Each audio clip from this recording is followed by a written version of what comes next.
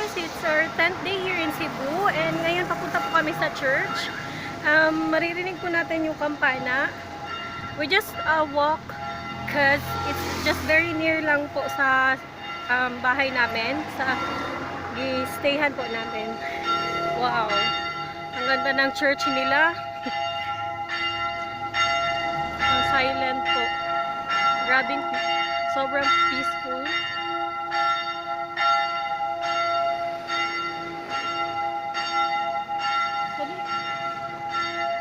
Halos parang wala nga nagsimba eh. Pero tingin ko mamaya may magsisimba na din dito. Yes. As you can see, marong mga stations of the cross.